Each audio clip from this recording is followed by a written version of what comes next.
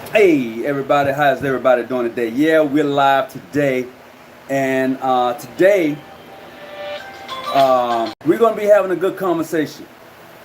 It's gonna be a good conversation today. I know you're like, well, what's taking so long? Look, let me tell you, I do have a family, right? And this is something I do on the side. This is just something I do. I have a family I gotta take care of, and that comes first. That comes first before anything. So let's have an understanding. So I want to welcome everybody abroad tonight, and we're about to get this show on the road. I'm waiting on a couple of calls to come through. The number to call in is 619-985-1184. Hopefully the delay is fixed. The spelling of control. It doesn't matter. Just watch the show. Everything will be fixed on a later time. That's all you have to do is watch the show. All right, and we'll all get something from it. We'll all learn from it, and this is what we're all about, right? Hold on a second. Brother Melvin Little, are you calling into the show tonight? Man, you know I'm always calling, man. I'm like Norm from France. I'm a regular. Well, tonight's topic, I didn't expect for you to call in, but you're here, and welcome aboard like anybody else. The number is 619-985-1184. So tonight, hold on, I got one more caller coming through. Hold on there.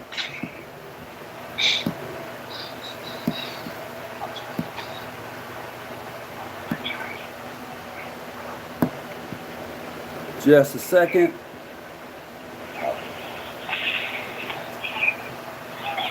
Brother Yancey.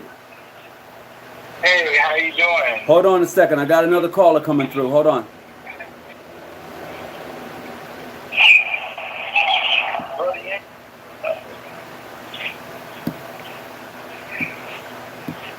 Brother Yohance. What's up, bro? Hey, man. What are you doing? Man, I don't know what's going on. Brother Tony Muhammad be letting any old body in. Hey, time out. Time out. I'm trying to add this call now. Hold on. I don't know what's going on. Brother Tony Muhammad Cannot merge calls. Okay, hold on just a second.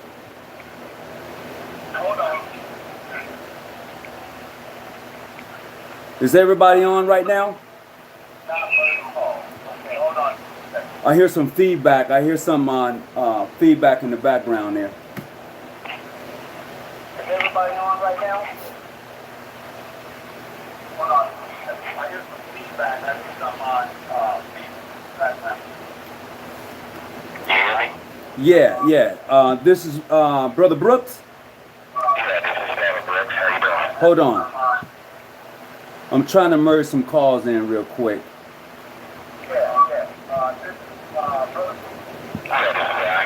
Yeah, I got some echoes in the background.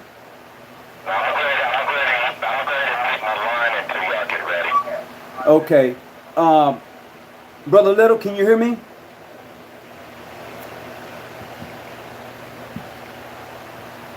Hold on just a second. Jeez.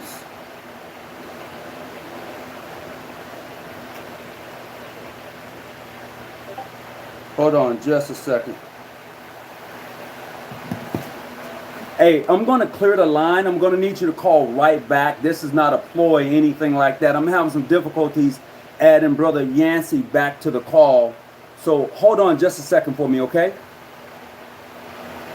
Hello?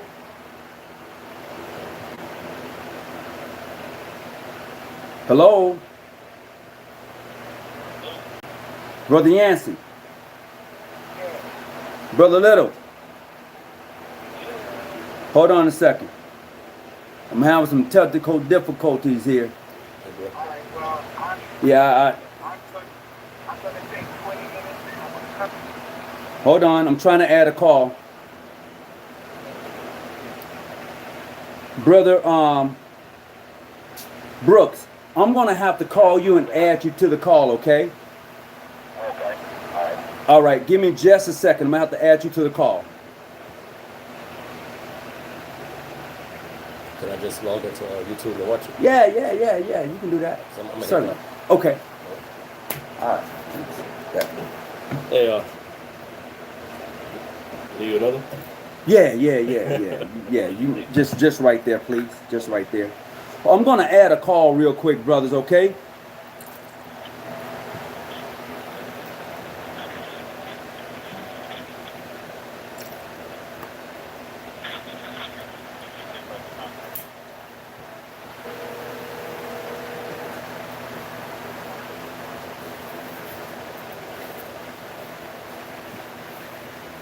For some reason or another, hold on. Hey, Brother Little. Hold on a second. Hey, Brother Melvin Little. Hey, do me a favor. I'm going to have you to log off. And I got to have Brother Brother Brooks to give me a call. And then I can add you back onto the call, okay?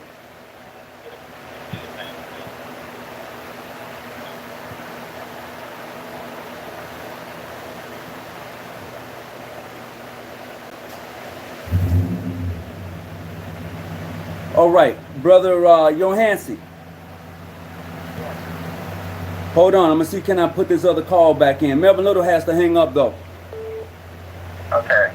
All right, Brother Little, hang up. Hold on, I'm gonna see can I put this other call back in. Melvin Little has to hang up though. Okay. All right, Brother Little, hang up.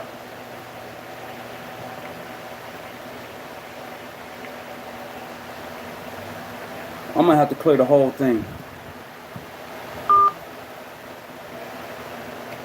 All right, so here's what I gotta do.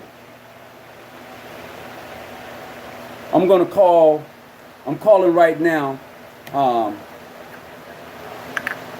Brother Brooks. Okay, I called him back. I'm gonna add another call real quick. And that call. Your message at the tone. When you are finished Hold on. recording, press pound. To cancel, press star. Brother Brooks, I'm trying to call you back. Can you hear me? Brother Brooks, I'm trying to call you back. Can you hear me? Brother Brooks, give me a call back. I had to clear everybody's line.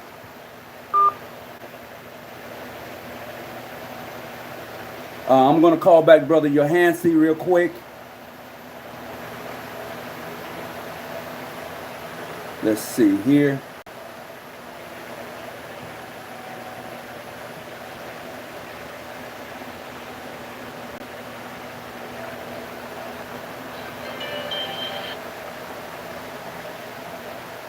Okay.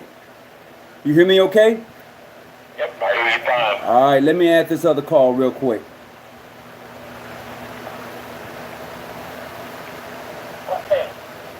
You hear me okay? Yep, I hear you fine. All right, let me add this other call real quick.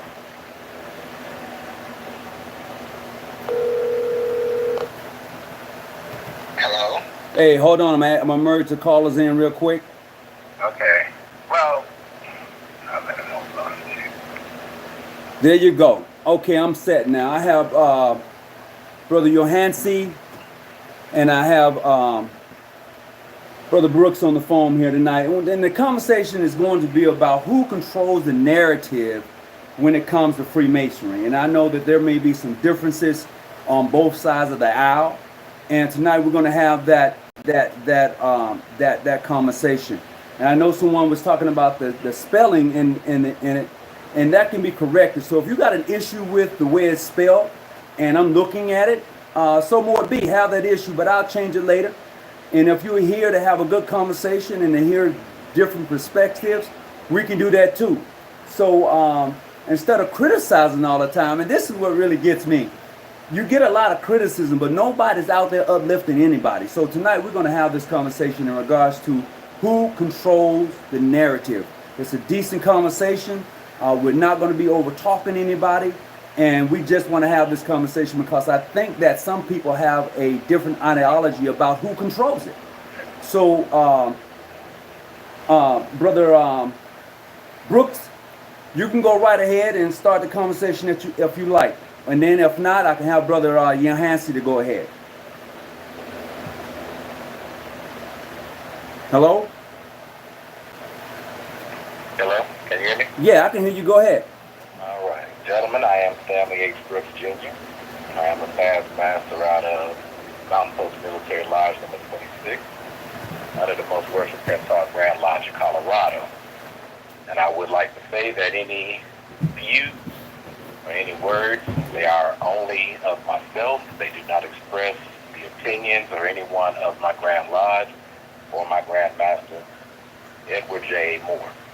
This is strictly me of myself. So I didn't know exactly what we were going to get into. You did let me know what we were going to talk about. Mm-hmm. Okay. So when we talk about control, and we look at the definition of control, we talk about the power to influence or direct behaviors and events. Mm-hmm. We talk about a group of individuals used as a standard or comparison, or a member of an intelligence organization which personally directs the activity or of a spy. Mm-hmm. So I would say that when it comes to Freemasonry, nobody actually controls Freemasonry.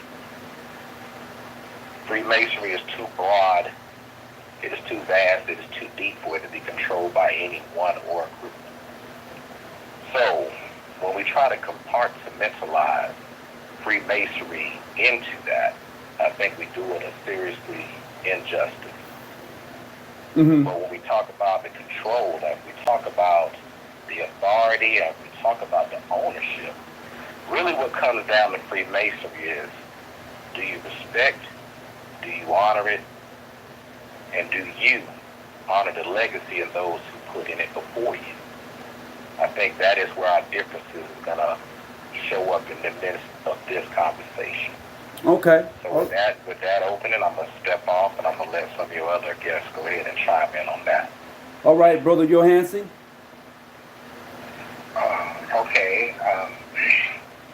My name is Yohance Mr, and I am a member of the most worshipful Prince Hall Grand Lodge of Ohio.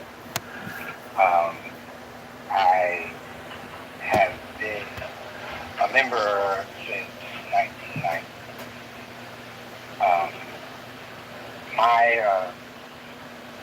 As we define the word control, now I totally agree with you on the definition of control. But when we examine Freemasonry, we have to examine it without any of our feelings or our emotional attachment or any kind of what I call emotional fear. That is, if I say something wrong, what would those repercussions be? So when we look and we examine ideas or concepts that Freemasonry has expressed over the years, we have to then look at it from actually the raw reality and the raw principle. So when we look at Freemasonry and we talk about control and we talk about sovereignty of Grand Lodges, then how is that sovereignty expressed? And sovereignty means the buck stops with you. The buck is not passed off to any other entity. The buck stops with you. Once you pass the buck to another entity, then the sovereignty and the control, you have given that up. And when we look at some of the rules and the value of Freemasonry, regardless of what it says, what we do is something different.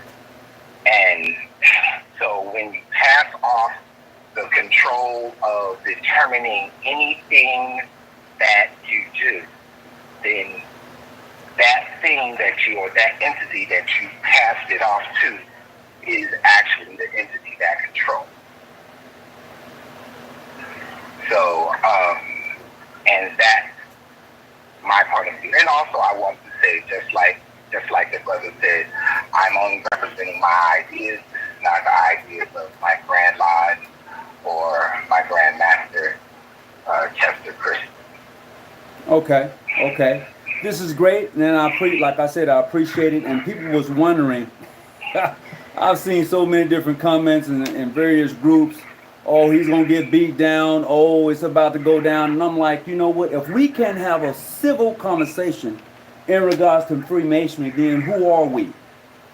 I mean, and that's the way I view it with anybody that's coming on. I mean, I'm reading the chat. People talking about I'm muting them and I'm doing this. You're only muted when you're disrespectful in the chat group. You will get muted or deleted. So we will not be having that here tonight.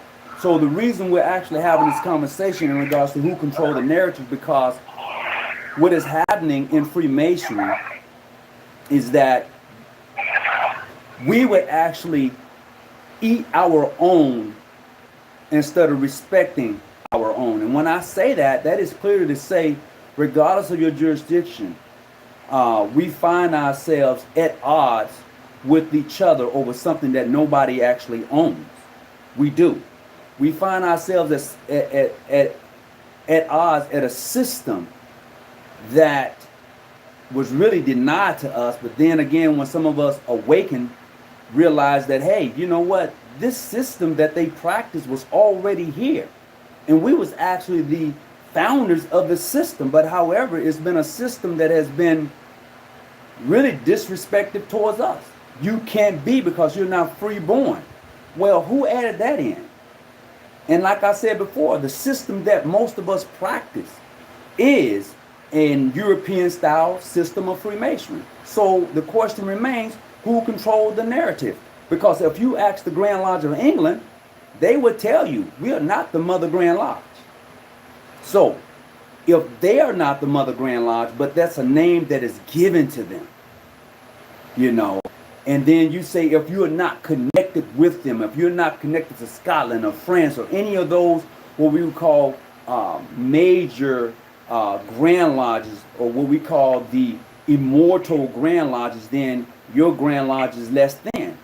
And in my travels, I've found that not to be true. Anybody got any comments on that? Well, first, before I get into that answer, Yohance, why did you bring up sovereignty? I'm sorry, I'm maybe you may hear some background. Because sovereignty relates to control. You care to elaborate on that?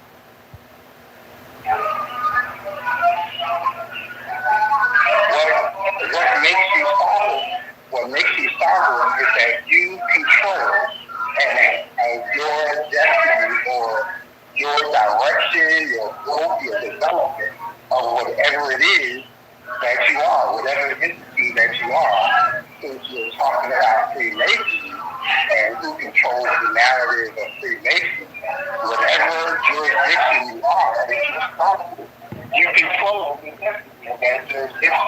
You control how that jurisdiction functions. You control what that jurisdiction does.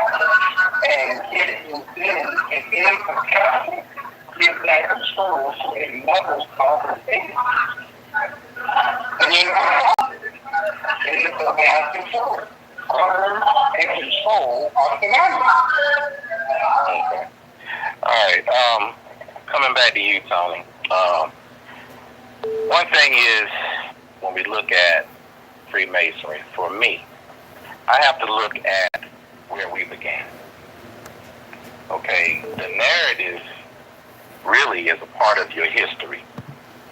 And history really tells a lot about your background. It tells where you come from. It tells your beginnings.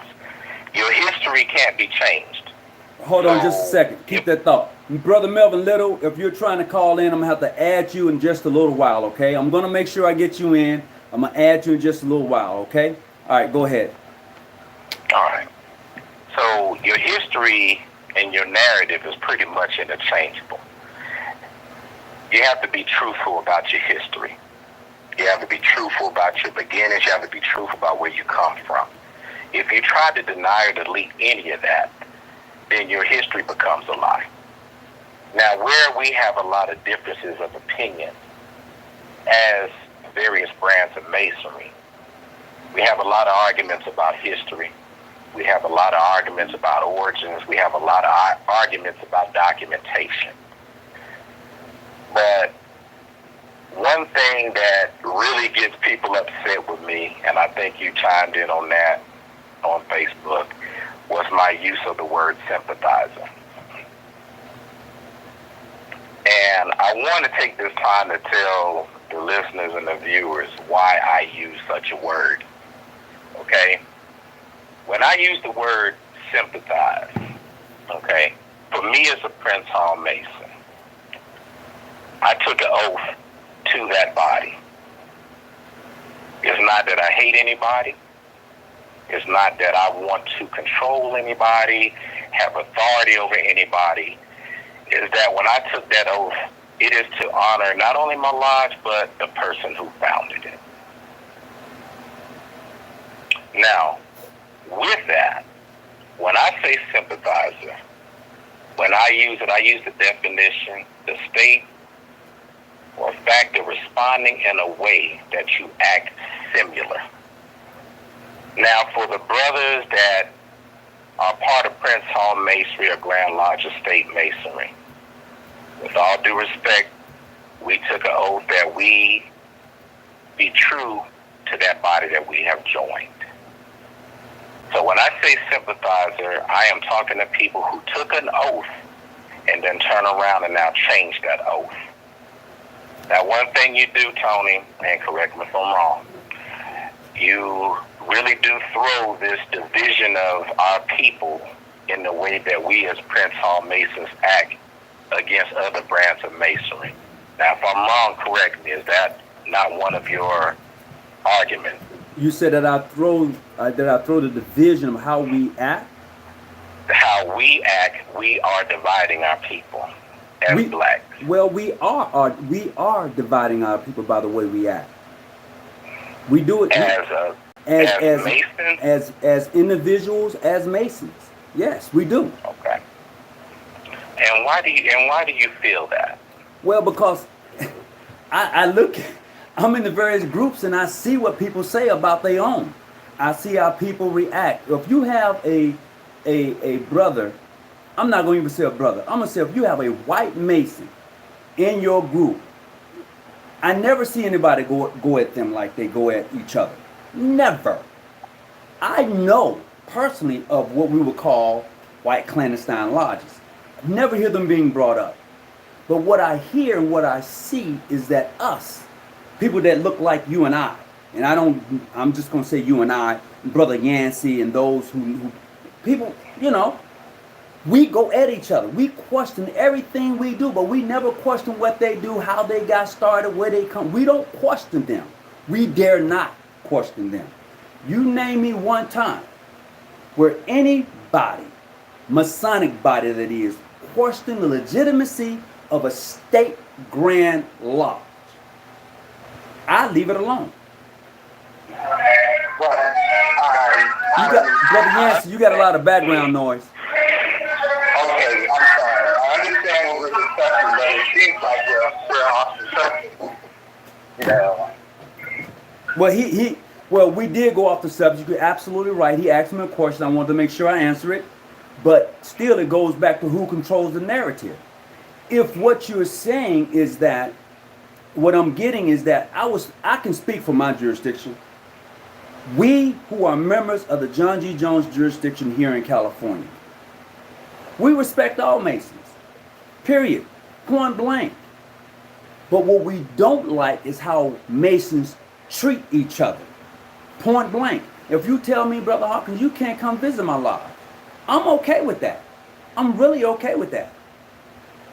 If you invite me and I come, I'm okay with that too. But you can't tear down one organization trying to build yours up. So if you're trying to control the narrative in that fashion, this is why you talk about sovereignty. Well, who's sovereign? And what does the word mean? And who controls that? Brother Yancey? I asked a question. Oh, go ahead. No, go ahead. Go ahead, Yancey. No. I'll ask my question after this.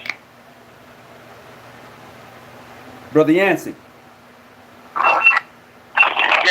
Yeah, go ahead. What you was going to say? well, I'm sorry. I'm in my background music right now. Just give me about 10 minutes. Let me get out of this. Let me get it away from where I am. Okay. So, while Yancey is working out his music thing, my question is simple. And I've asked this question in the other Prince Hall group, and I didn't get a satisfactory answer. And I'm asking you this, okay? We all agree that Prince Hall and those 14 is responsible for Masonry in the United States. Is that something we can agree on? We can agree on that. Okay. So if we had that together, and we had established colored Masonry, why did we even have a need to have all these various divisions? Now, nobody would answer that, and I got a bunch of black and no, to the point I deleted the post. So I'm asking you. All right, so we're trying to say we want to be together as black men. And then at a time when we were together and we were actually a colored lodge, why did we have to even have these various divisions? Well, okay. With that being said, I can't answer that. I wasn't there at that time when these things began to happen, so I can't answer that. All I have is bits and pieces of literature and history that was left behind in regards to what may have or may not have happened. That's all any of us have. Now what we have is where we're at today. This is all we got. Okay, with the show being the who controls the narrative, that's why I say history is very important. Mm-hmm. Because the history is there. And that is something that we always argue about. That history. Nobody wants to accept documents. Nobody wants to do that deep research. And then when it's presented, we tend to want to take that history and then we want to turn it into a narrative that suits that individual. Well, so now we can all agree that it started there, but we say that we don't understand why we had these divisions. But it goes back to us saying how we divide and how we tear people apart. And now we have about 60 different brands of Masonry out there. Now nobody can tell me how the division and why they happened, but we had colored Masonry and we all could have joined that colored Masonry. But now we're sitting here with these different factions, and now we all want to just pull all that back together. So I asked you, Tony, how do we make Masonry unique and special if we got all these various divisions and we supposed to lump all this together? I'll tell you what, if we're ever going to go back home, let's go back home to the National Compact, period. If we're going to go back home, and we're talking about unity, uniting, let's go back home. United Compact of Grand Lodges, period. Or some may say the National Compact of Grand Lodges. If we're going to talk about that, in that narrative, and I just seen John say, well, history is not dead, it's living. Well, let's go back home. Because that's where it all started at. Compact existed when Prince Hall and those 14s were Mason. Did it exist? Well, no, but if you look... Okay, right there. I mean, right there. Hold on. That is my point. But let's say this here. There was no Prince Hall Masonry at that time. Exactly. So if we're... Exactly. But the compact is it's the ark. What's his name? The founder, the one that wrote the letter to England stating independence in 1847. That's the ark. If you're going to go back home, you got to go back to the ark of the covenant. You got to go back in. Well, we had colored Masonry before the compact. We didn't. The compact brought in everybody. The compact made us united. Okay, I'll give you the compact. I'm not going to dispute that right now. But even with the compact, why did we even divide into the various sects that we have now? Now, history was written by that time. We have a narrative. There's a control. right? There's authority. Why did we have to split all of that? Let me say first, I'm not sure that history dictates narrative. I'm not necessarily agreeing with that, but I think what the discussion is about is because of the way in which Freemasonry came to African Americans, that we're talking about. The narrative is this way in which Freemasonry came to African Americans, and under what organization or what type. Because brothers are right. There was African American Masonry long before the National Compact. And so now what you're saying is therefore that condition dictates the narrative. Right? What I'm saying is that you have a history and you can't throw away the history. We got a whole movement going on right now that's based on how we was treated as a people. And it is dividing this nation right now. It's always been divided. We can't throw away that history because it is because of that history that we even have a narrative that we're even fighting. See what I'm saying?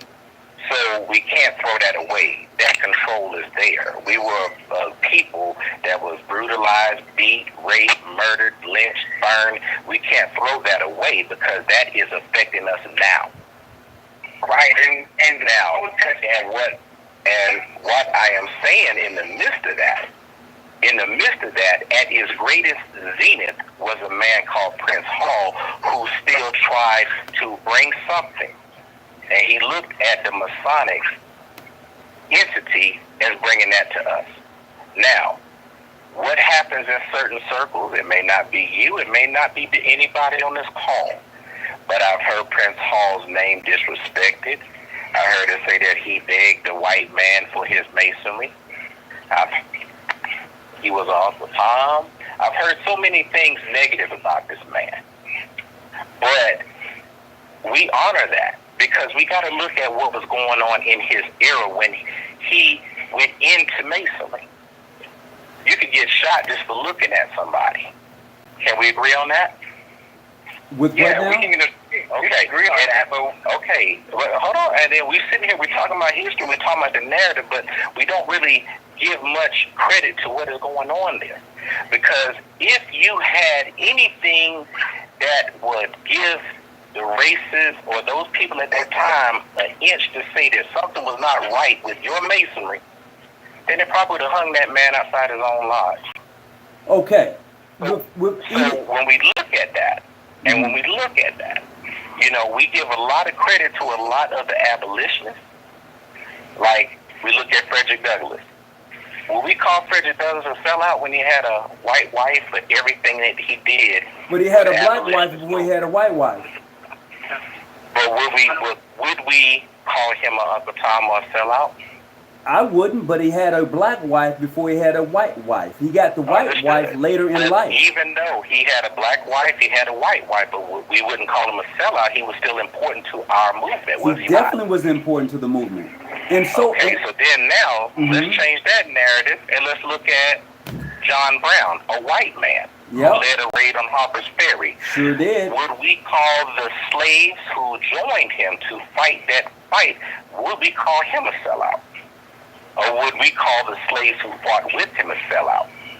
Now they're fighting for the same cause. Well, I think they're fighting for the same cause. Okay, Brother Yancey, what you was going to say? I'm saying right? No, I'm hearing two people. Brother Yancey, say what now? Yes, but brother, you're making a statement that is not a. It is not a. I was going to say it's not. It's a generalization statement. You're saying it like all of the people that aren't Prince Hall call Prince Hall a sellout. No, I'm not. But a lot of people have sat there when he was talked bad about. A lot of people were silent and they chimed in. Well, I mean, both. All that I'm doing, I'm not arguing. I'm walking my point through. Yeah, you're walking your point through. You're walking your point through. You're walking your through based on one aspect. Okay. That allows you to say what you're saying. And I hear what you're saying because you're right. I hear a whole lot of stuff that's said about Prince Hall. As well I hear said about other people, like about John D. Jones, that is just as bad to me. You know, I hear things like Prince Hall didn't even exist. You know, I hear all those kinds of things. You know, but that what we're looking at is how Freemasonry among African Americans, how did we get it? How do we practice it? And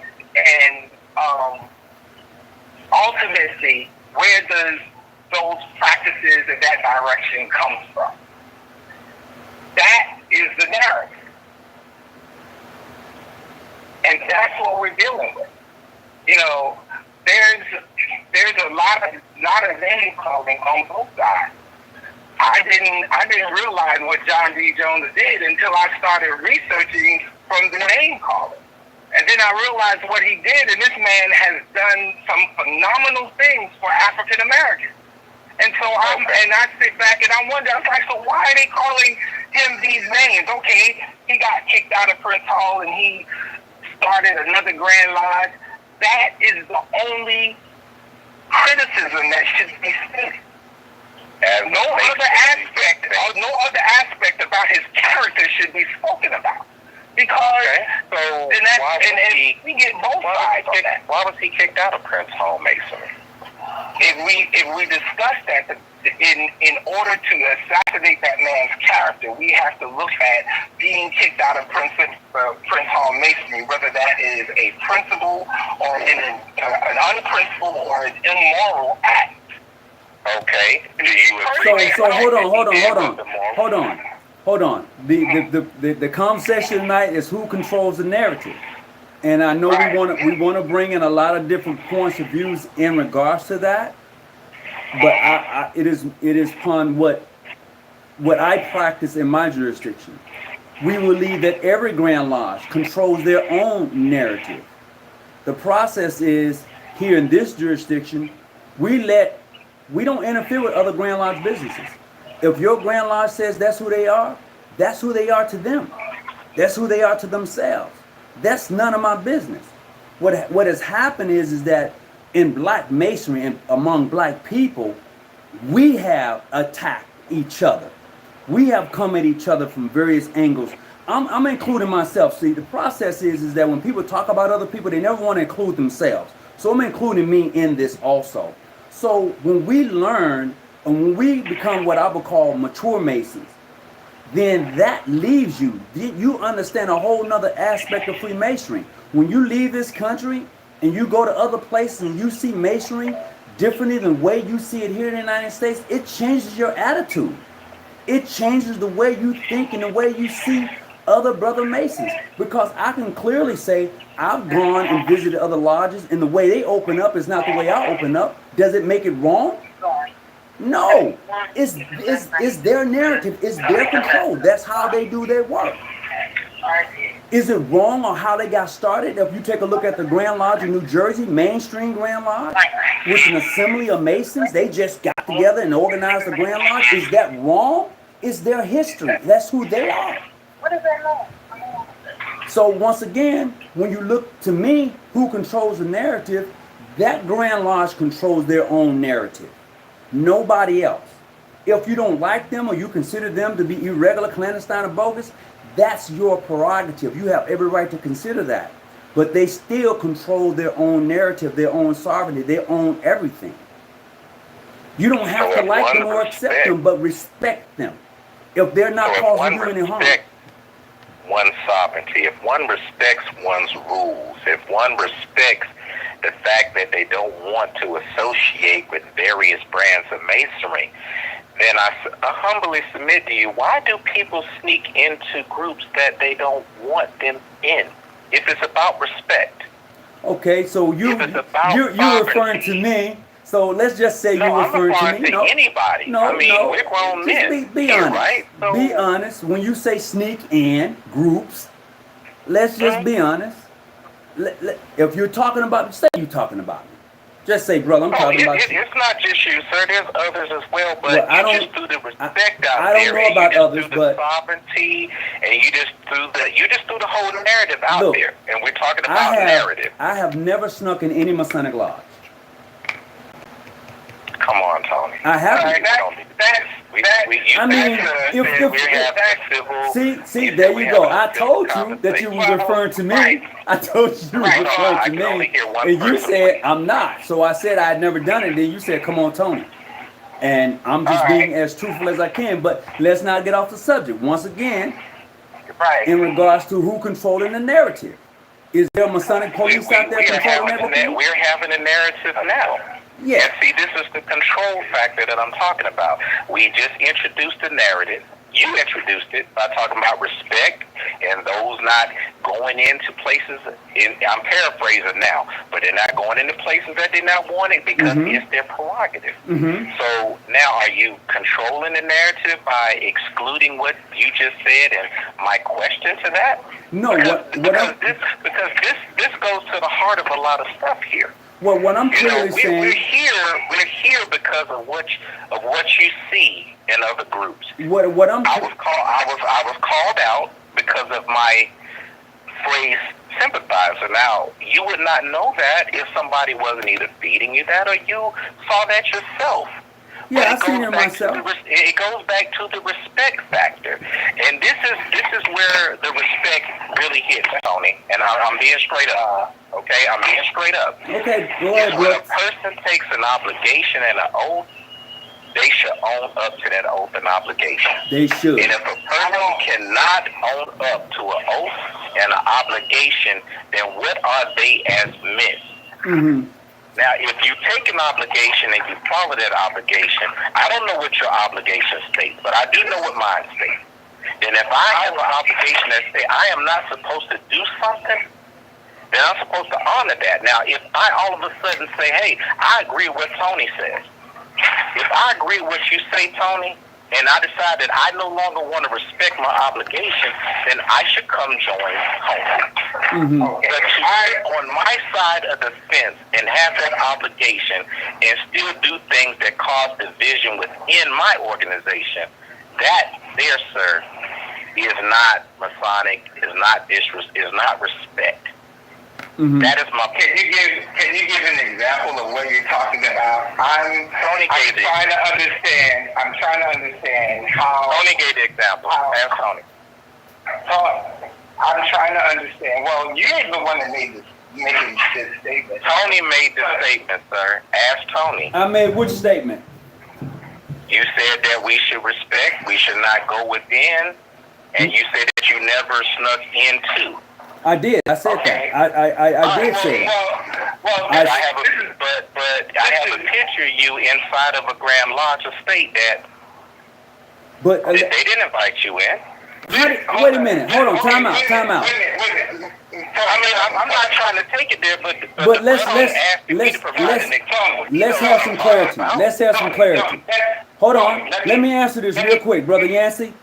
Let me answer this real quick. Since he asked that question, did you notice how many other black people was in that picture? Why are we going to color? Hold on. I'm going to verify something for you. Just a second. Have you noticed how many other people black people were in that picture? We really have to get off this color part, sir. No, I'm not. I'm not going to get off that color part. Please let me. Okay, brother Yancey. Brother Yancey, go ahead. Okay. First, anytime, particularly when these discussions happen with Tony, there's always an attempt to then try to talk about Tony's legitimacy or what Tony has done. I didn't say anything about Tony's legitimacy. You did. Sir. Don't take it there, sir. Tony brought this narrative in, and it's about narrative and control. Now, we're going to stay on topic. Hold on, let Yancey talk. Please let Yancey talk. Just let him talk. Tony don't need backup, sir. Let Lance, hey, time out. Time out. Let Tony explain that Hold narrative, on. please. Let Brother Yancey talk. I'm going to. So you're going to explain for Tony. Let I'm not explaining anything. Let Brother Yancey. I brought up the narrative. Hey, I'm gonna say this. I'm gonna say this. I'm gonna say this. Let you speak. I'm gonna hang up. I'm gonna get ready to hang up. Let Tony explain that. We let you speak, and you didn't listen to. You didn't let me finish what I was. I asked Tony a question. Look, I'm going to hang up. I'm going to hang up the phone if you can't allow Brother Yancey to speak. Just let him speak. I'm okay. Just let him speak. Just let him speak. My position, what I'm saying is, this is off the subject matter. But since this is always something that happens, let's talk about it and let's be fair in the discussion. You're saying that Tony went to a lodge that he was not invited to go to. Now, let's have a discussion and let's be fair in the discussion and not just ignore a situation or ignore what is being said because we don't want him to accept it. So now, you said Tony went into a lodge that he wasn't invited to. You have a picture. I've seen the picture also. So, Brother Tony, now, were you in a lodge that you weren't invited to? Please explain. Okay, let's get to the point, because this always comes up when I try to have decent and orderly conversations. For the last time, I was invited in and vouched for. I wrote my name in the book as Tony Hawkins, past Wishful Master of Hosea Lodge number 7, Ancient Free and Accepted Mason. That's what I wrote down. I was vouched for. Now, if you don't like the fact that I was vouched for, then so more be. Nobody sneaks into Masonic Lodge. Please, people. One thing I'm going to tell you right now, and I want everybody listening. I am 100% unapologetic and member of the most wishful John G. Jones Grand Lodge of California, Ancient, Free, and Accepted Mason. You could take that or let it alone. What I'm saying tonight is that we're talking about who controls the narrative. We need to get back on the subject matter. Brother Yancey, would you please go ahead and finish? And that's going to be the end of that. I mean, well, that was it. The whole point is you said you wasn't invited in. You didn't sneak in. You said you was invited in. And you was invited, from what I understand, you was invited in based upon your conversation by a past Grand Master of that lodge. Past Master. The past master, a past master of that lodge that knew you. So now, after you have said this and you made this statement, and I read all of the stuff about this picture that was being put up, everything that has ever been said about you being in this lodge has said that you said who you were and what lodge you were from. And I'm like, so how did he sneak in? Why is it still being said that he snuck in? If the master of the lodge said, okay. So now, where is the sneaking in? The only thing you have to do is just submit a few things. What? Did you tell them that you was of the John G. Jones, sir? I wrote in the book. You said you wrote in that you was AF and AM. Did you tell them your Grand Lodge, sir? Look, wherever I go, Did you tell them yes, your I Grand Lodge, did. sir? Yes, I did. I said that. I said that in the beginning. I said now. I've always made that statement. Always. Never deterred from it. Now, let's get back on the subject matter. Who controls the narrative? Who has the authority to govern Freemasonry?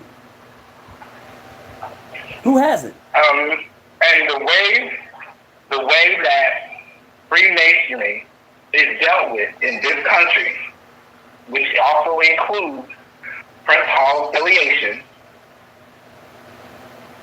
Freemasonry has the these Grand Lodges have given up control of their sovereignty to 3 lodges in Europe.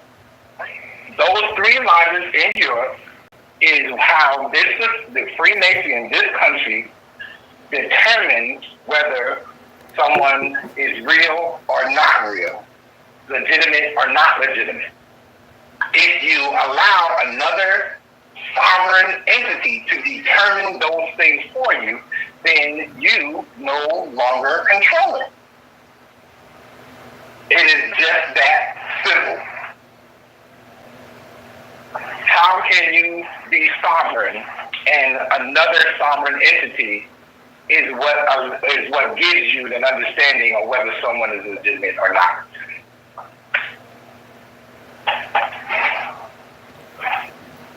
Could you hold on just a second? I got another call coming through. Hold on just a second for me. I'm going to see if I can add them. Well, go ahead. Someone can comment.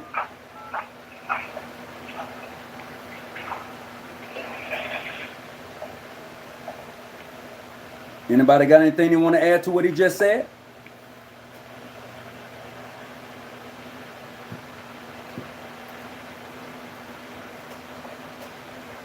I got another number coming in. Hold on just a second.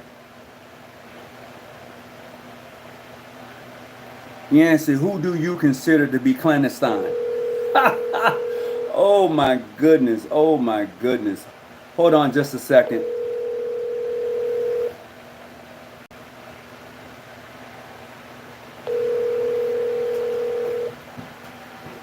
Brother Melvin Little, I'm trying to add you to a call. Please pick up.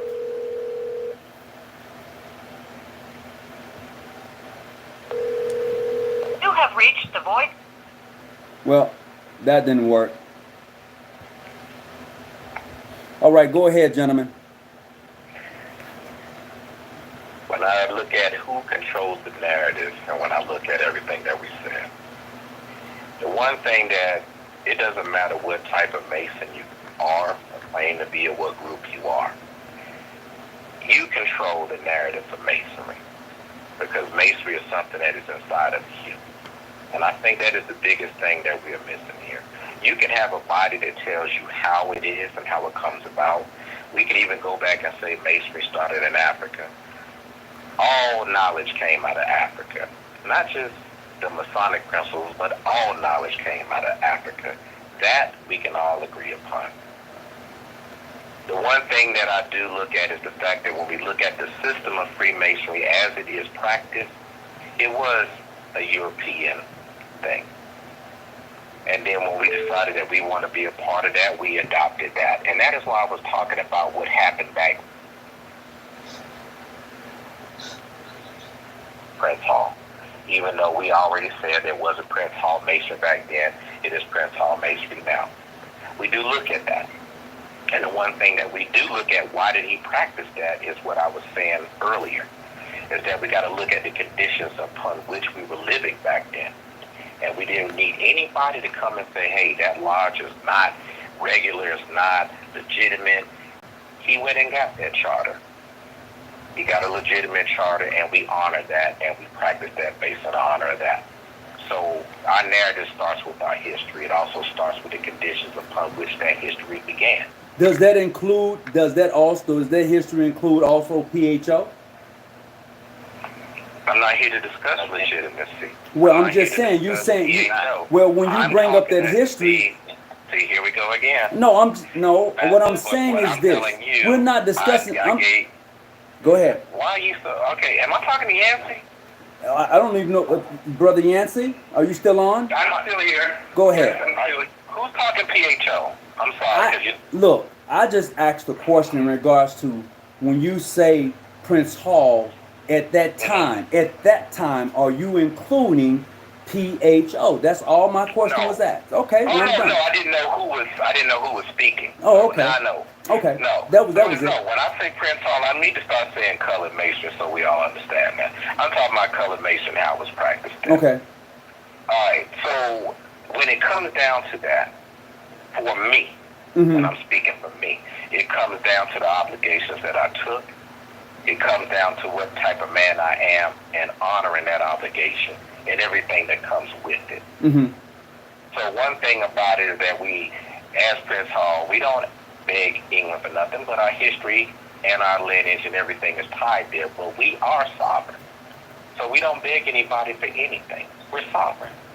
But we honor the way that we came about, and we did it that way. If you think about what a man went through to become a Mason, that is something that's honorable and should be cherished. We shouldn't have all these various splinter organizations. We should be honoring what that man went through to get that. But now, everybody is a part of whatever they want to be a part of. That's fine. But to understand the passion of that. Now, I'm not here to down or tarnish anybody and how everything started and how they got their various groups.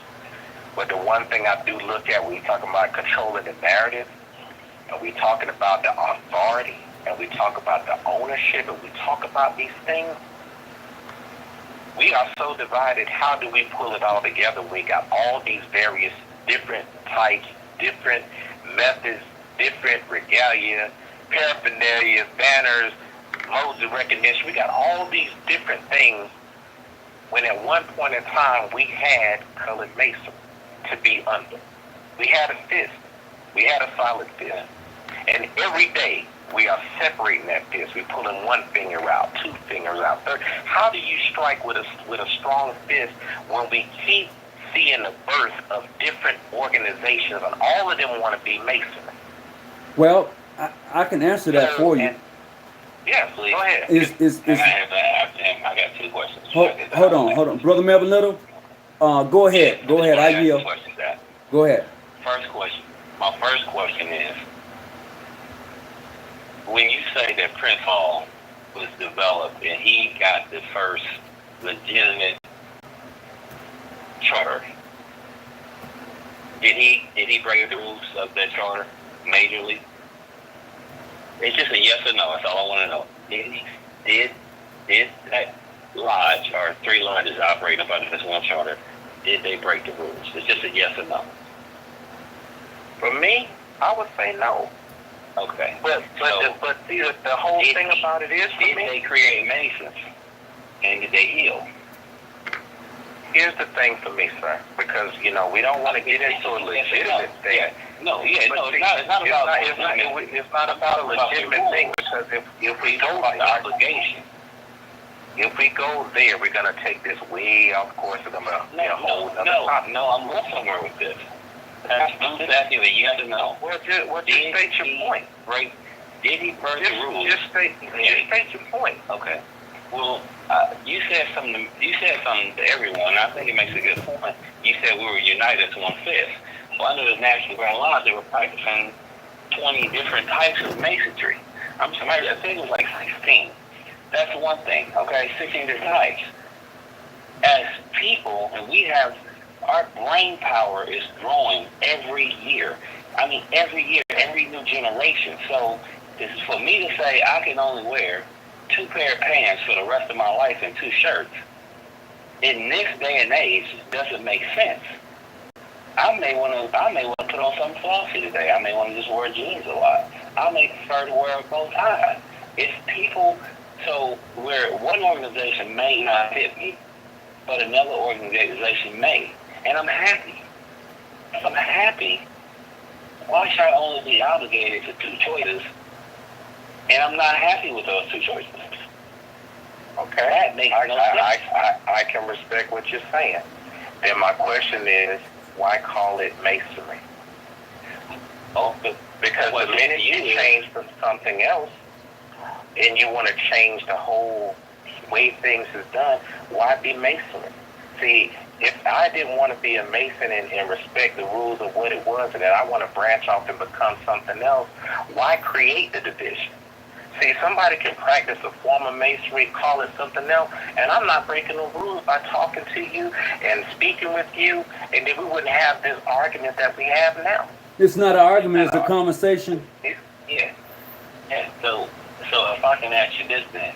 So when Prince Hall broke the rules and started healing and passing up that charter two other lodges, the lodges up under the same charter. I mean, that is a major break his oath and obligation. So when he received that charter, he was up under an organization, and the rules were laid out, and they were very strict. And the rules are basically, the translation is, you really can't do nothing but have a celebration. But he is more than that. So that is acceptable because we need to come to the time.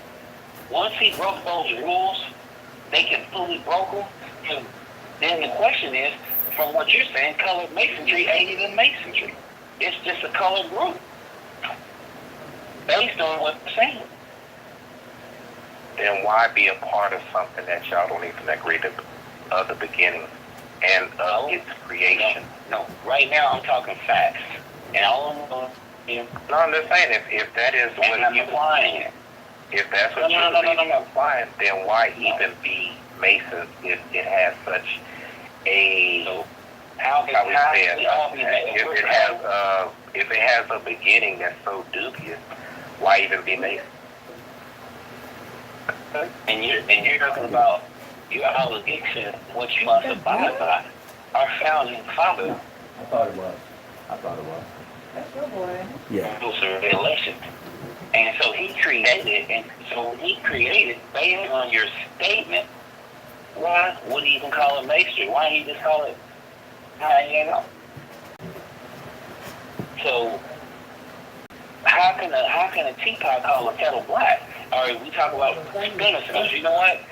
I will be more scared of a million bees stinging me than a dog biting me. I can survive the dog attack. A million bees will kill you. So you have to understand, people like choice. This is a new world. This is a new era. We are in different parts of the country, or different parts of the world right now. We use this apparatus to speak. Technology does not validate us being able to communicate in solidarity and have a conversation, which, in my opinion, would be a ludicrous lie. And to say that you have to abide by your obligation of your organization, our founding father did not abide by his. But through he breaking the rule, he birthed black masonry. They birthed black masonry as we know it today, colored masonry as we know it today. Without making rules, what we had. Had over 16 different rates that they had sent it anywhere.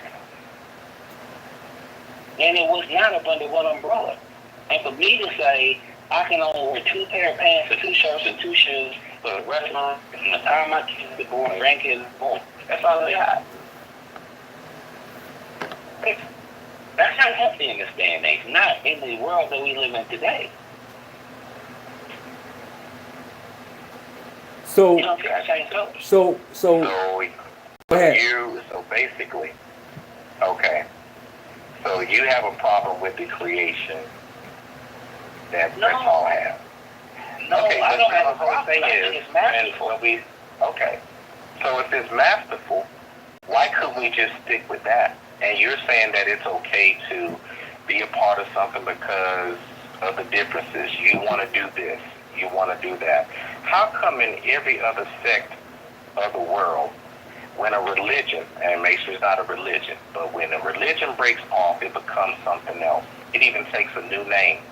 We know it's religion. It may have a belief in the same creator, but it takes a new name. And there is no issues between those two factions.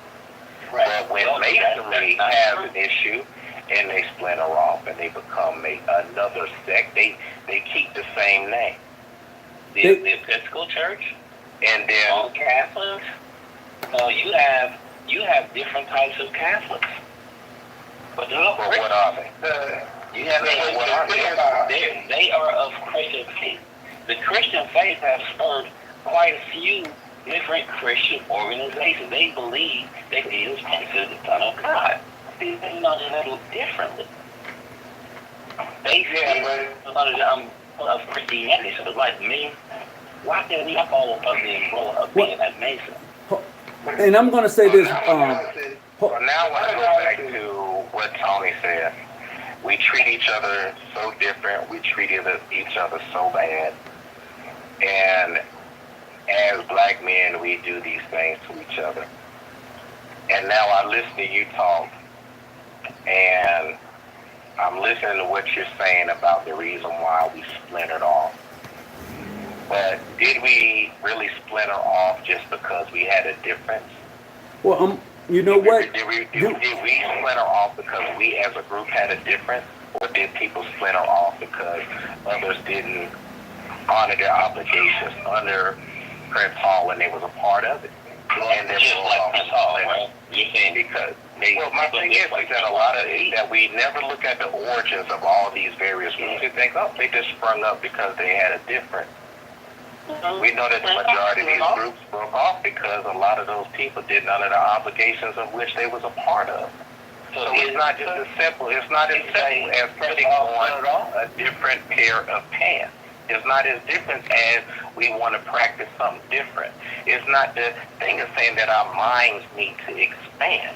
Because if you are a Mason and you are studying Masonry, your mind is naturally going to expand.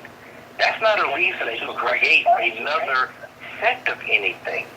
If you are holding on to the tenets of Masonry, then your mind is going to expand and you're going to want to share that knowledge within the body that you are in. Well, I would say this. From it makes a group weak. It creates a natural division. So It's not as simple as I want to wear something different. I want to put on something different. How many houses spring out of Freemasonry that they get to wear something different? Well, okay. I would say this. Expand their mind in those various houses. Well, tell me this here. So, that was a nice.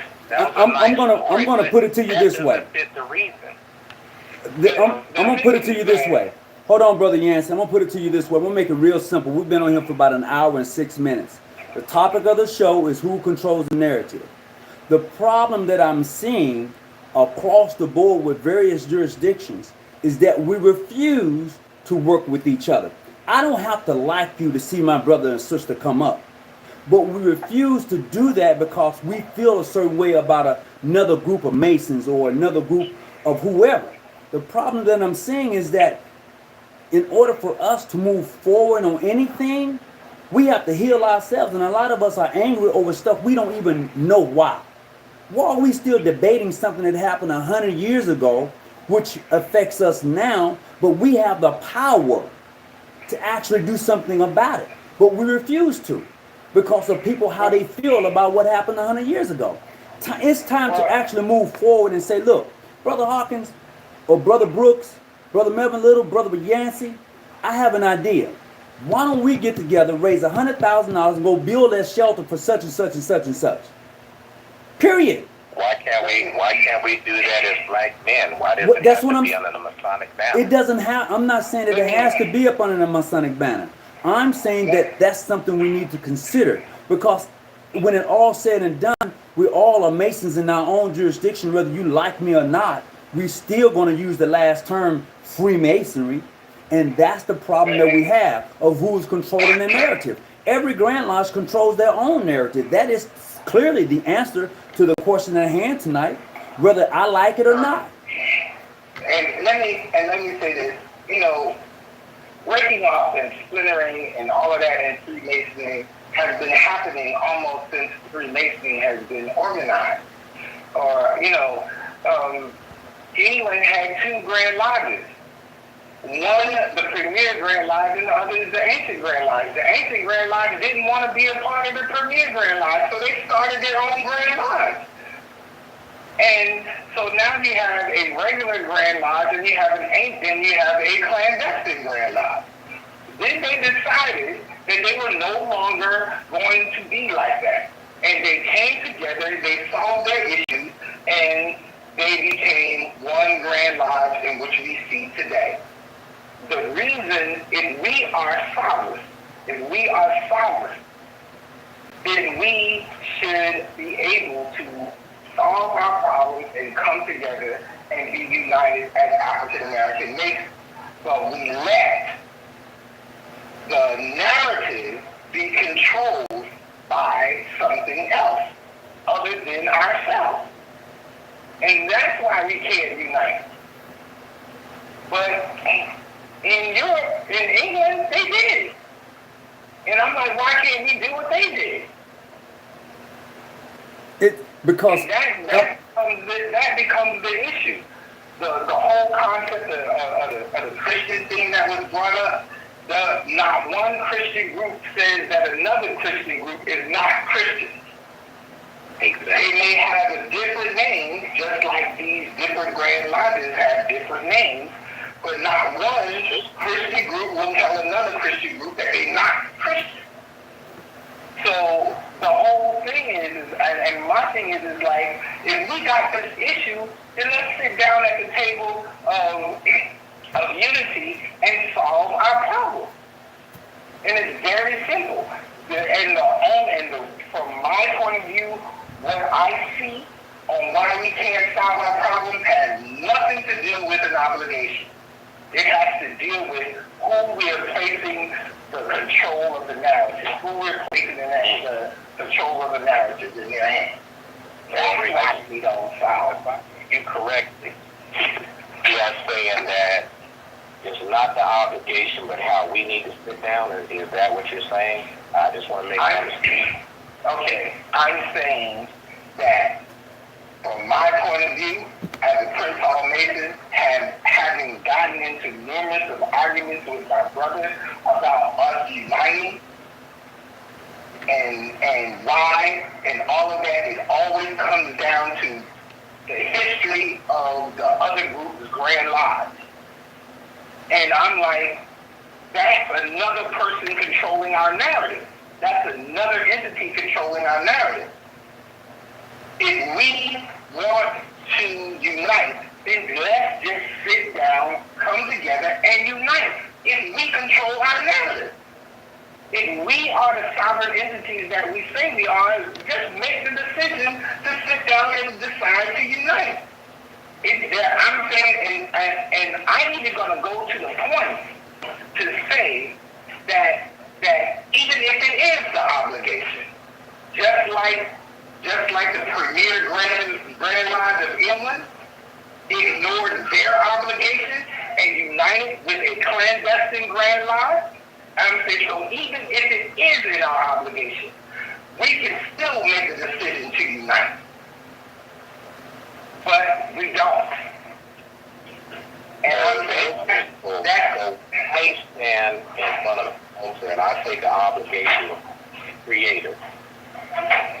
My Creator becomes before any man, and my allegiance and my love to that Creator, it comes before any man. So why should I deny what I stood in front of God did? Just for the sake of joining with others who took that same obligation and denied it.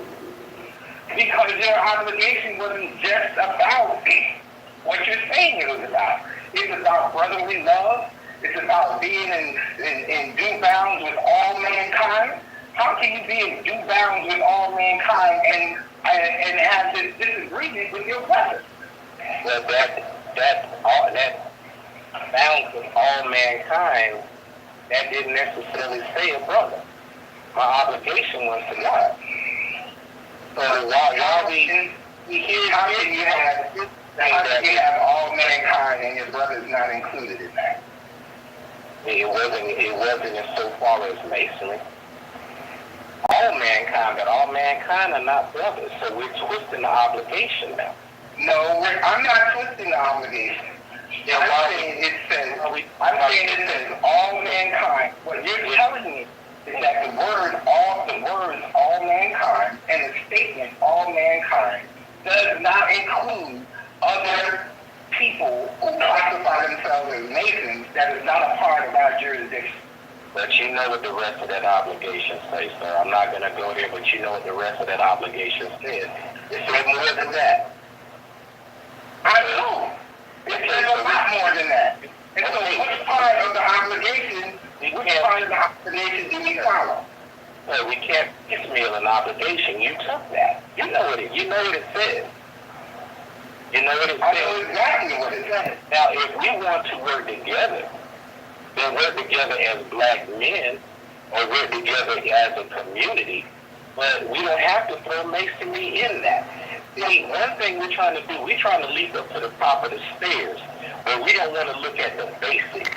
We don't want to look at ground level of everything. We are men before we mason. That is true, We're but black men before we mason. you're right. We are men before we're Mason. But what has happened is that And we keep throwing in the color, we keep throwing in all of that. And the only thing we need to do is get together as men. And I keep looking at our current state of our country. It's not just black men out there getting beat down. There's a bunch of others getting beat down. Well- and we're getting beat down by other people that are united in their cause as well. So there is like, we are still trying to ignore the elephant in the room. Why can't we just bond on the fact that we are men trying to make a community better and leave out the fact that we just need to put masonry to the side? okay, We can, I can. You know what? No one is ignoring that. You know what, No one Brooks? is ignoring that. I'm taking it further. With all due respect, sir, yes, your whole statement before all of this was about that obligation. So, come on, we Look, can't scale I back. would say this. And back and ignore it. I would say this, Brooks. I didn't ignore that, and I know what I said about the obligation. I just told you that it's very interesting. It's very interesting that you talk about not doing the obligation, but I just said that the grand line of being they ignore their obligation. I'm not concerned about it if you don't deal with that. I'm showing you example. What I'm showing you is an example of a Masonic group that reached out beyond their obligation in order to solve a problem that they were having with another Masonic group.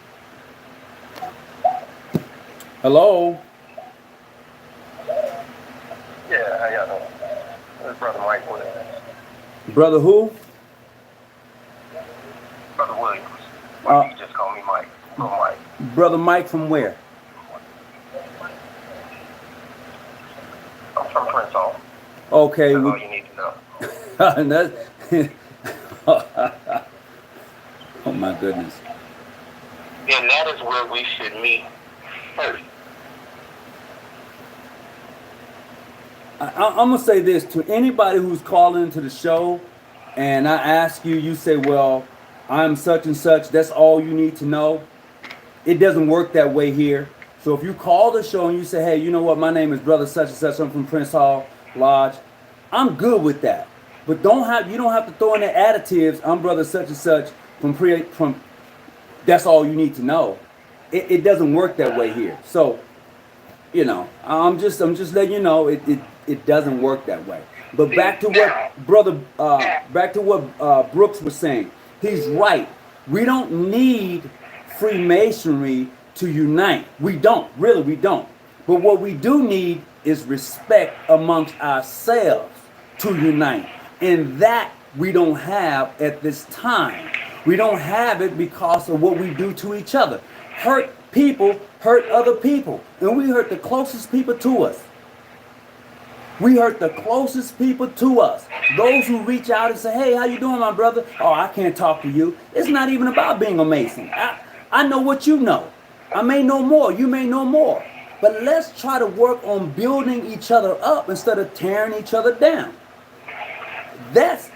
If you're going to ever do anything, that's where you start at, in my personal opinion. And that's what we try to do here. Can I ask a question? Go ahead. Okay. So, Brother Brooks, and based on what you're saying, then all of the jurisdictions should be able to work together as men and leave the Masonic thing out. I don't have a problem with that.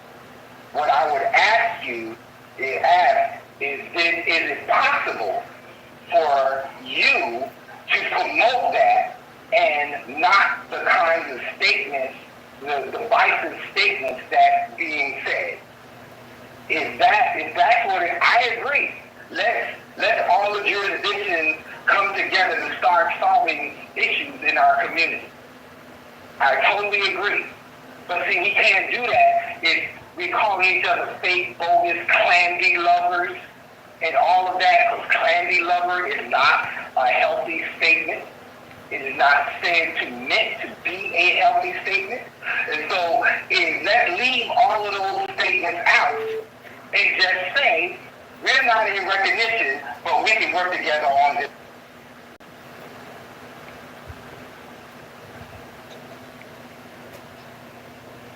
Brother Little. Yeah, man. Hold on a minute, okay? I'm trying to add you in. If I can't add you in, I'm going to call you back. Okay, it's fine. Hello, did I get cut off? No, you're still there. Go ahead. Did you hear my question? I didn't hear your question, to be totally honest with you. Okay, something must have happened. I'm sorry. I'm saying that if we now all agree that we can come together as men and we can work on projects together as men, what I'm asking Brother Brooks and anyone else that is listening, can we do that and drop the clandy lover, drop the fake, drop the bogus? All it is we're not in recognition together, brothers, but we can work on this project together. Can we make a commitment and promote this commitment to all of our brothers in our particular jurisdiction?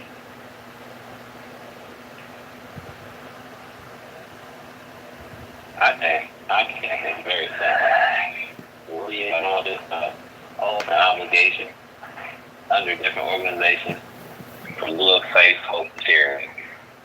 That's part of my obligation, so I can. So, I heard exactly what you said, Brother Little. Is anybody else on the line right now?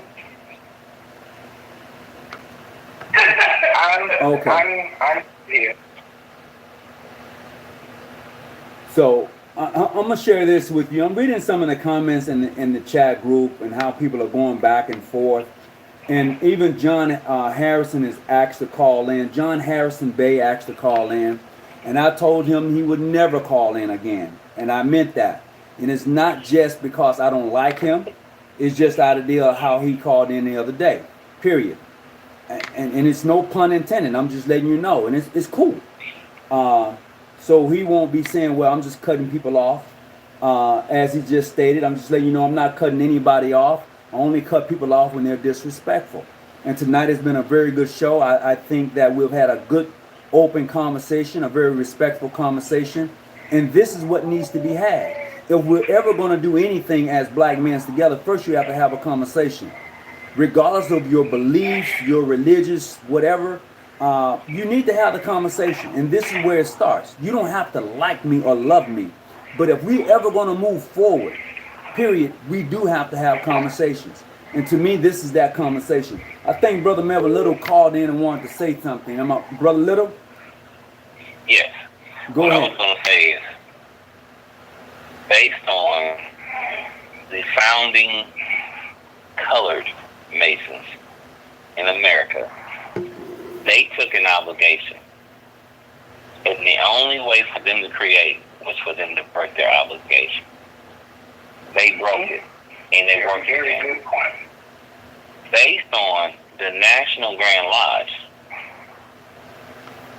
PHA at the time, basically, whatever obligation they took to the National Grand Lodge, and oath or obligation was part of the National Grand Lodge, they counseled it.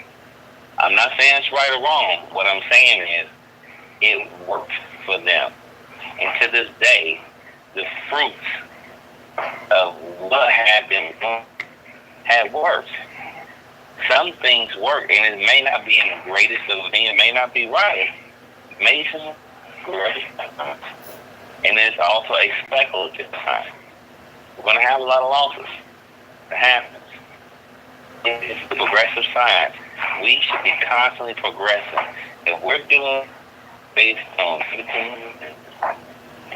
on point, it be a spiritual revelation. I think, Everybody should just.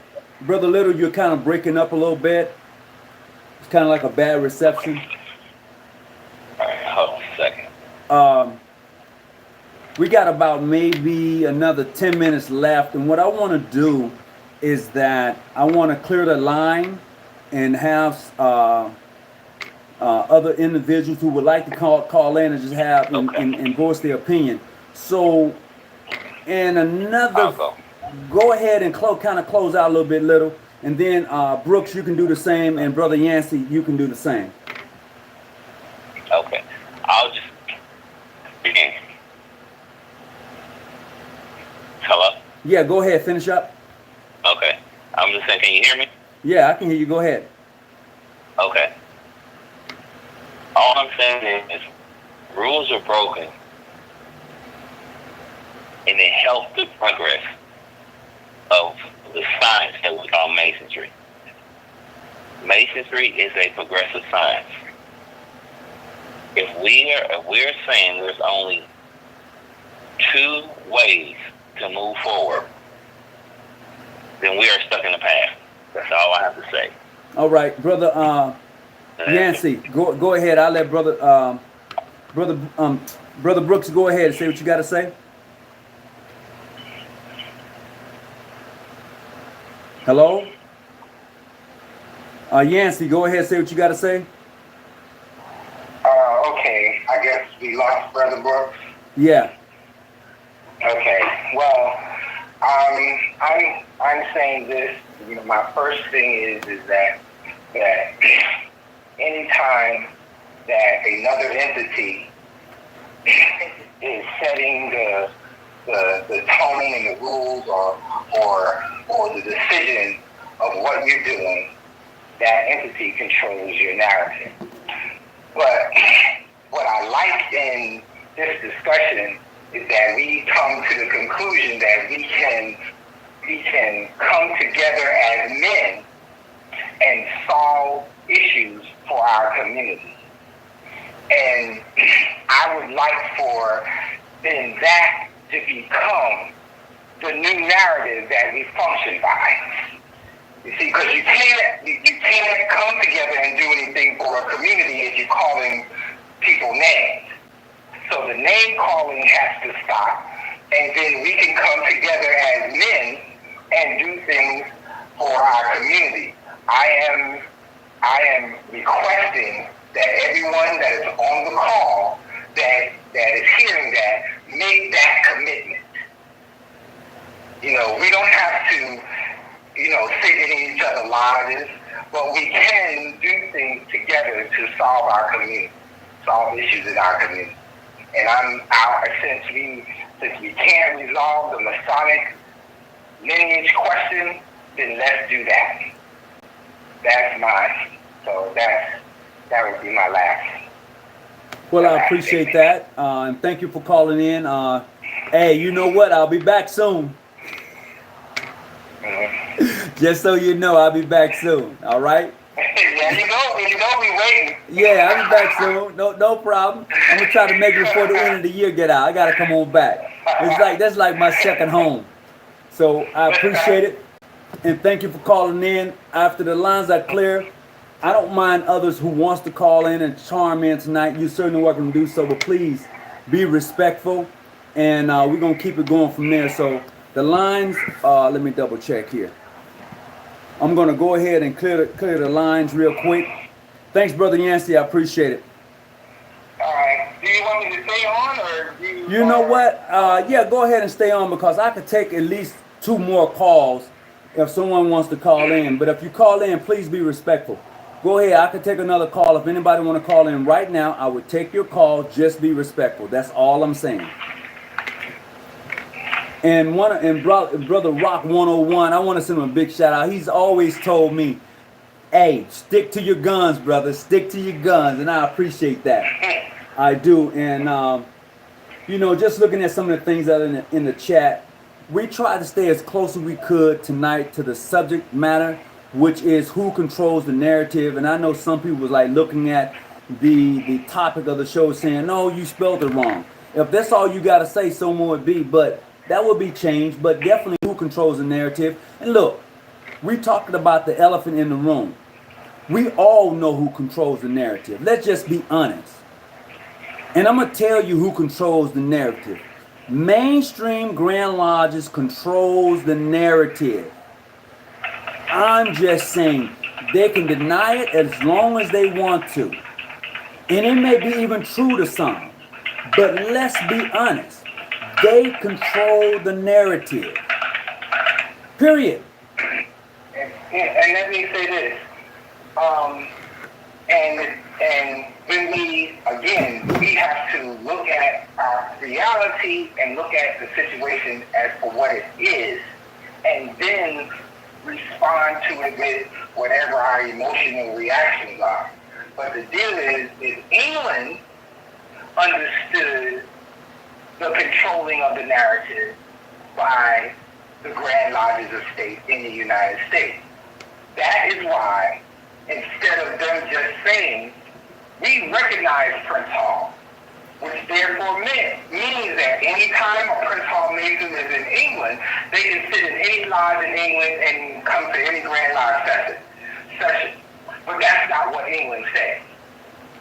England said that they will only recognize Prince Hall if the Grand Lodges of State recognizes Prince Hall. So that tells you who else talk. That tells you another thing. Who controls the narrative? Yeah, they did say that. They did say that. It was brought to my attention. The brother said, why don't your Grand Lodge write the Grand Lodge of England for recognition? Look, I'm not going to make a fool out of myself or nobody who's a member of this jurisdiction, understanding how the Grand Lodge protocol works. Okay? I'm not going to do that. But what we have done is talk with other jurisdictions beyond the borders of the United States and form those relationships of mutual recognition with. The process is for us who are Masons is, I've always said it, if we can just work together to solve our own issues amongst ourselves, we'll be a much better off people. But it starts with a conversation, and tonight we had that conversation. This is why when I come to Atlanta or North Carolina, wherever I go, I'm going where I'm accepted and welcome. Period. And the question, but the question is not really a relevant question. Why don't you, right? Because the Grand Lodge of England has already said what they said. Absolutely. If you're not recognized by the Grand Lodge of that state, then they're not going to recognize you. So it doesn't make any sense to send a letter to them to ask for recognition. It doesn't make any sense to do that. Not at all. The reality is we can't unite with each other because of that entity, because of those rules. And I'm saying we should totally drop those rules and come together, just like England dropped their rules and came together with the Institute Grand Lodge. They did. And I'm using that situation as the means, the motivation for me saying that we should drop our rules and unite with other African American lodges. Absolutely.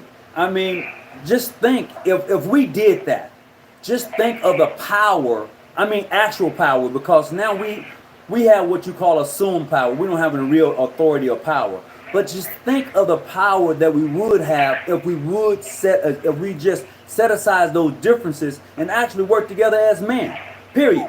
And it doesn't have to be about masonry, but work together as men and watch what happens. But exactly, people won't do it because they are afraid. They are afraid of what other people are going to say or think, or they're just afraid. And I don't understand why people are so afraid. What I think, and I could be wrong about this, is not like I've done any real research and called Prince Hall Grand Lodges to ask this question. But what it seems like to me is, if we were to unite with other African American Masonic Grand Lodges, would we lose our recognition that we've gained from Grand Lodges of State and the Grand Lodges of Europe. And I think that's the concern. You know, I think that we shouldn't be concerned about that. But I think that's the concern. I have friends, very close friends of mine, from the Grand Lodge of Georgia that are Prince Hall, and we talk all the time. And I went to, and I talked to him about the Grand Lodge in Belgium. And none of them can go with me. If I was to go to England and sit in the Grand Lodge, they can't go. They can't go in. They'll be, if you travel with me, John, we call him John. If you travel with me, Tony, and my friends that are Prince Hall from Georgia travel with me to England, I will be the only one that will be able to sit in lodge in England. And I'm saying that this is something we have to look at. And this is something that we have to deal with. And I'm saying that we should look beyond that level of recognition. We should look beyond it and sit together, have a conference, sit down, and in our conference, we solve our problems with each other, and then at the end of that conference, we come out as a... It would. With that being said, I appreciate you coming on. It's 1:36. We're gonna go ahead and close out and make it do what it do. And I thank you as always, and I look forward to seeing you in the future and listening to your lectures, because someone said that you know what they said. You know what they said. They didn't even bringing it up, but definitely I appreciate you. And once again, thank you for coming on. And Brother Melvin Little, thank you, and to Brooks. Thank you. I appreciate you coming on and sharing your opinion. And to everybody who's on tonight, thank you. And as always, whatever you do, stay out the bushes. The higher you climb, the clearer the vision. Keep your light on. I'm out. Thank you.